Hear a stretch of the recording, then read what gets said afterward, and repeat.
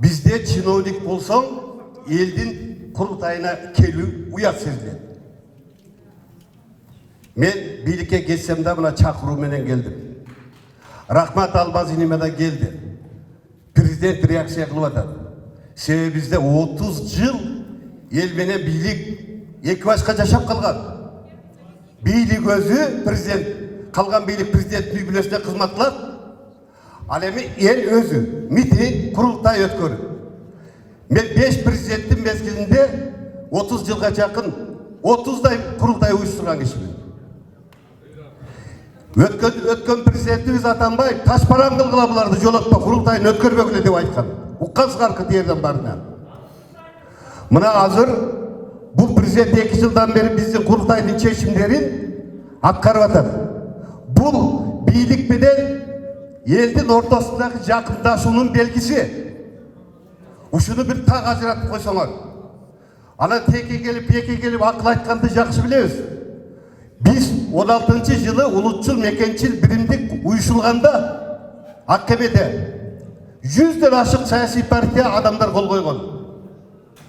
А бүгін біздің қатарымызда 20-ға жетпеген киши қалды 4 жылдың ішінде. Құрылтайға келебиз дагы açık sözlü bir öte çıldığında basırtıp söyleyip jeke meselelerde ayta öresizler de kete öresizler. Uluttu meselesi için. Memleketli meselesi için. Ananda bizi sökesini. Buna jalan düştür bardığın çöntüğünde akçası. 2 somu olsa bir somun kurultayga çaptap kurultayı üstüne atağız. Bir somun. Aybek tülümünün tek savaş dedi. Balasın bakat, keçe bile talasılar uyuşturup geldi. Kede biz özümüzde de katı söz aytışımız gerek. Sındaşımız gerek. Men aytarım, ememine kılavuz, erten. Bugün kurultay ötüt.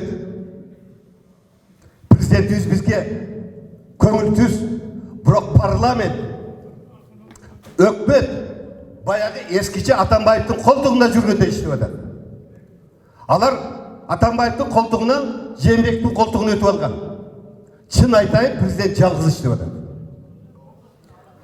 Ошондуктан өкмөт өзүнүн ишин кылса, бүгүн көп проблема болмок эмес. Парламент 10 жылдан бери элдик курултай законун ала элек. 10 жыл 10-жылы элдик курултай институт законун алсын деп Конституцияга кирген 52-статьяга. 2 чакырылышта жогорку кеңешке албай койду курултайды. Эмне үчүн? Ушундай бийликке катуу сын айтылып калат деп. Законун албай келди. Ага карабай биз Конституцияда укугубузду пайдаланып тынбай өткөрүп келатабыз. Эгерде жогорку кеңеш курултай законун алып койсо, анда биз ошо мыйзамдын чегинде өткөрмөкпүз. Биз сунушталган мыйзам долбоор мындай, урматтуу туугандар. Ошол 440 айыл өкмөттөн жергиликтүү курултай өткөрөт да, ошонун делегаты келет биеке. 20 шаардын делегаты келет биеке. Жарандык коомдун өкүлдөрү келет бул жерге. Мынакей азыркы президент жакшы жорук кылып атат, президент өзү катышат. Биринчи закондо биринчи курултайды президент өзү уюштурат. Азыркы долбоорду ушул. Ошондуктан эртең дагы курултай болобу деген маселе турат. Болот. Бирок ошол жаңы кабылган мыйзамдын чегинде болсо экен деп үмүт кылып турабыз. Президент өзү уюштуруп, өзү шейке отуруп, элдин муңун укса экен деп атабыз.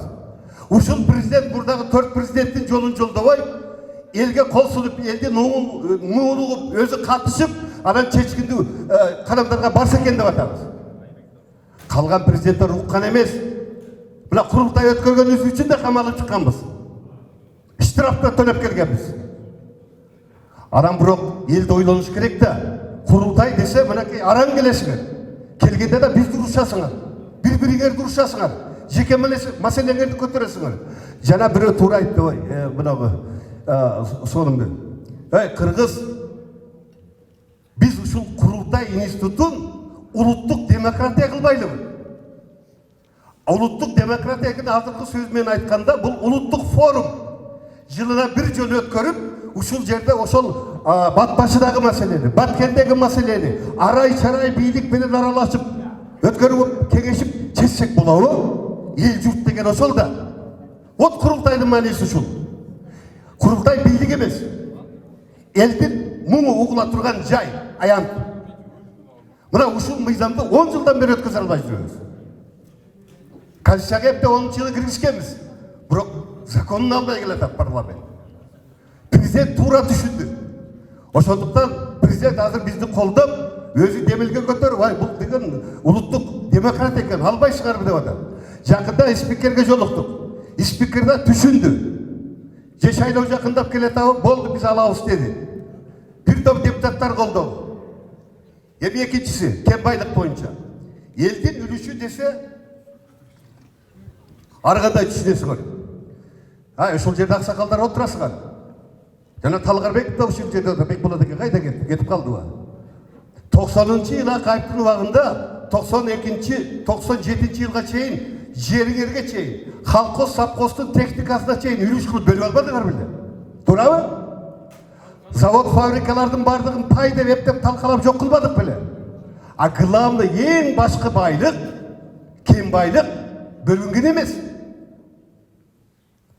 Аны Акаев Бирштейнге берип койгон. Барс Бирштейнге. Кен байлыкты так ошол чечкен. Чыңгышевдин премьер-министринде анан Жумакуловдун аягында бүтүрдү. Мына ошондон бери ушул убакка чейин кен байлыктарды чет элдиктер башкарып келатат. Биздин 1 грамм үлүшүбүз жок. Кумтөрдө жанагы таза кирешеде түшкөн 17-24% биздики деп атабыз. Жок. Анткени кирешени ким билет, таза кирешени ким билет? Ким билет? Совет директорлор билет, совет директорлор биздин адамыбыз жок да. Ошондуктан биз азыр сунуш кылабыз мыйзамдарга. Ошол 12-чи статьяда Конституцияда жазылып турат. Кен байлык Кыргыз элинин, Кыргызстандын элинин жашоосунун негизи. Значит, биздин элдин негизи экен, биз үчүн пайдаланыш керек экен. Экинчиси, экологиялык системаны сактоо үчүн өзгөчө мамлекеттин көзөмөлүндө турат деп. Амынакей 5-чи президентибиз мурдагы 4 президенттик кетирген кемчилигин айтып, тоо кен байлыгы колдон чыгып кетти деп бойуна алды мамлекет башчыбыз. Эми биз айтып атабыз. Жана 50ден 1 эмес деп айтып атпайбыз. 51%тен кем эмес. Өндүрүлгөн продукция же ошол кен байлыктагы аныкталганбы? Илимий жанагы текшерүүдөн 105 тоннабы? Ошонун так 51 тоннадан кем эмес биздики. Калганын инвестор келсин иштесин дагы, салыгын соцфондун төлөсүн дагы, а биздин үлүштү биздин элге коюп койсун. Биздин өкмөт аны иштеп силердин кызыкчылык үчүн иштетиш керек. Вот үлүш деген, доля деген. Ал биздин байлык. Аны Манас коргоп келген. Аны Курманбек колдоп келген. Ошондуктан биз өзүбүздүн кен байлыкты коргошубуз керек. Мен аяктап атам. Биз кетип калсак азыр мына ушул жалаңтөстөр. Ким Айбекке бар жардам берди таласка? Мынакай чүт жерден провокация болуп, таш менен кылып айдап чыгарып дедиңер. Да жакшы талашып келди. Рахмат түшүрүп туруп кийин тиги орус айдап чыкты жанагы Бажаевдин адамы. Мына ушундай болуп атат. Урматтуу туугандар. Мына мен силерге айтып коеюн, ошондуктан биз мындай кылышыбыз керек.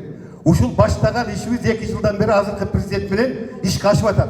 Кудай каласа кийинки курултайды президент өзү өткөрөт. Ошол курултайга өткөргөнгө чейин ушул аткаруу комитети ишинин аягына турсун. Ошон үчүн мен силерден сурадым. Мен элчи болуп кетип атам, бирок ушул аткаруу комитетине силер бүгүн ошол ишиңерди баштаган ишиңердин 3 мыйзамдын аягына чейин чыкканга чейин жол болсо мыйзамдын негизиндеги курултайга чейин ишиңерди деп силер бүгүн укук беришиңер керек ушуларга. Аткаруу комитетте. Экинчиси, дагы бир нерсе. Акыркысы. Урматтуу кыргыз элим. Ушул кыргыздын душманы кыргыз болуп келген. Мынагы сот реформа, башкы реформа, конституциялык реформа деп атпайсызбы? Бардыгы чет өлкөнүн акчасына жүргүзүлүп келген. МПлар аркылуу жүргүзүлүп келген. Байтемир доклад жасаган сот реформасы 13 миллион четтен келген акчага жүргүзүлдү. 10-жылкы силер айтып аткан банкрот деген конституция 7 миллион сырттан келген акчага жүргүзүлгөн. Эмне үчүн жогорку кеңеш мыйзам чыгаруу жыйыны өзү элдин акчасынан отуруп өзү жүргүзбөйт. Өзү жазбайт ушул закондорду. Вот маселе. Ошондуктан бүгүн чечимде ошо сырттан келген проект долбоорго келген акчалар менен реформа кылганы тыюу токтотушубуз керек. Мына ошондон кийин анан мамлекет үчүн иш жүргүзүлөт. Мен ушуну силерден сурайм, бүгүн ушундай сунушту дагы добуш берип кеттиңиздер. Рахмат.